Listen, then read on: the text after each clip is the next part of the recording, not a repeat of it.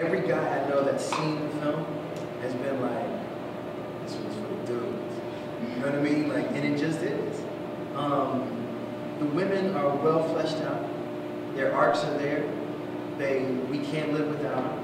It is what it is. We learn that. You know what I mean? We can't live without them. But the guys will be quite happy when they see this come together, and they will recognize themselves in each and every one of us. You know, if they don't recognize themselves, they recognize somebody they know. And as far as Dominic is concerned, you know, to me, Dominic was the role, it was the man-up role. You know, he gets to a point where he has to man up. And that'll make more sense when you see it, but he gets to a point where he just has to man up for himself. And I felt good. I felt good.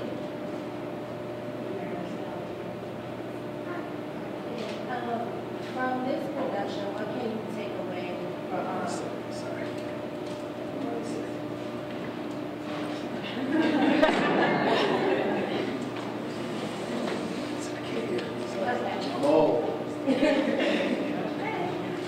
From this production, what can you take away from the whole atmosphere, like the working on set, going on screen, and going around talking to individuals? Just what can you take away from the whole experience that they help you within your personal life?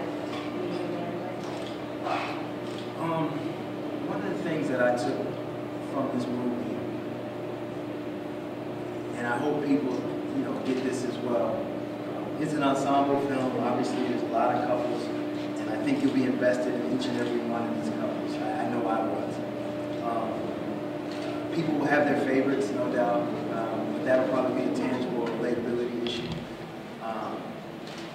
For me, what I found kind of interesting was it's fun to fall in love. It can be fun. It's terrifying, it's risky, and everything like that, but I think that's part of the reason why it's fun. And it's okay to laugh when you're being intimate. It's college, right? Yeah, it's college. So you can say, it's okay to have fun. And being romantic can be fun. I have a date that I set up with Taraji's character of Lauren, and I think a lot of women will be like, yeah, that was fun. You know what I mean? I think a lot of guys will be like, that was fun. And I think, that was kind of the big thing that I took from doing this film, is that, love can be fun, falling in love can be fun, and it's okay to laugh when we're being intimate. Another question, maybe for Nancy.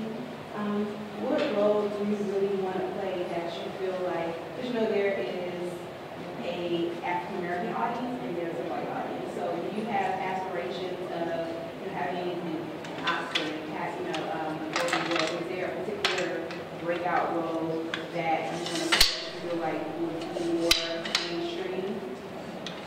Yeah, I mean, there are, for me, it's been a goal of mine since I started to play roles of impact. I said that before. I cannot say which biopics I want to do because we're talking about rights issues. You say something and then Kevin Hart goes out and buys the rights and then makes me trade for them from him, and it's just a mess. So I like to keep those to myself. But yes, to answer your question, yes, I do. There's certain biographies that I would really like to bring to the screen. Whether they're mainstream or not, that's not really an issue for me. I don't mind making movies that make my people proud. And to follow up to that, you're from the DMV, correct? Yeah. How does that impact you? Like because a lot of people were not, a lot of people aren't from, DC, but they come to school here. I've been looking for this the entire time. So, how did the DMV shape your experiences? How was it growing up for you here? And how do you carry that into your roles? Good question. First of all, I'm happy and I'm thankful to come back home, especially to come back home with a film like this. you know, the good thing about growing up in this area is, for me, the good thing that I remember the most was that there was a strong black middle class. And just in general, the DC, Maryland, Virginia area is very diverse. So no matter where I've gone in life, no matter what part of the world I've been in, I find that I'm able to adapt quite quickly because of the diversity that exists in this area. So to me, if anything that I've taken from this area is I consider myself an ambassador from this area to anywhere else that I go. And I'm proud to be from this area. I'm proud to be educated from this area, in this area. I'm a product of the public school system in this area. And that to me is something I will cherish for the rest of my life. So we're going to do one last question, and then if you don't mind, we're going to, some of the first ones are real quick, we're going to need 3 pictures with you, and we're going to bring you out to the main Howard University, that's like where you do the poster. Who wants to do a meet and greet picture? So we have one more question, and then you're going to put a little minute on your finger when you're ready. We got one last question. Oh, okay, HBC. Okay. NBC. Trying Denise for NBC. Just one question. What are some conversations you guys have during the whole set on set? What are some side conversations? Because the topics in this movie are everything like we all want to know the answers. We want to know what men are thinking about, and you want to know what women think about. What are some side briefs that you can tell us you guys have? That we as a cast are having? Well, you know, first and foremost, Kevin Hart was going through a divorce at the time. So Kevin was a strong advocate for not getting married off set. And, you know, we would joke about that all the time. You know, if you've ever met Romany Malco, he's one of the most interesting guys I've ever seen in my entire life. He's like Forrest Gump, but like from Trinidad. So it's bananas. Like this guy knows all kinds of weird facts about gluten and turkey bacon, and we would just joke with him all day about the miscellaneous facts that he has stuck in his head. What else? I mean, listen, there was Gary Owen and Kevin Hart, so those are 2 comedians who, they just give stand-up day in and day out. And, you know, I feel like I got to see their stand-up routines for free every day. So I think those are some of the things that we were able to kind of do and take in every day on set. One more question. What was one thing you learned about women that you didn't know prior to the movie? One thing I learned about women that I didn't know prior to the movie.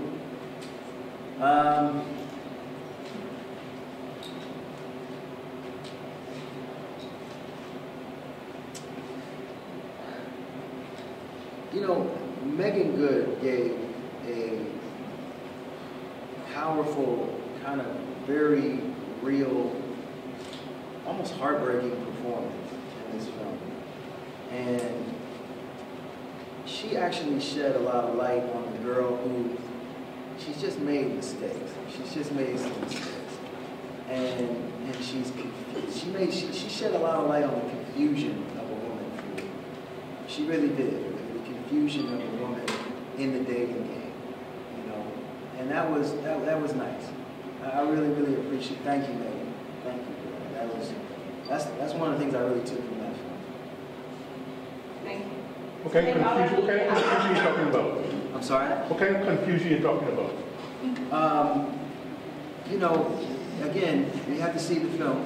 I don't want to spoil it, but you know, she's going through what I think a lot of girls go through, which is they've been hurt, and their compass, their emotional compass, is now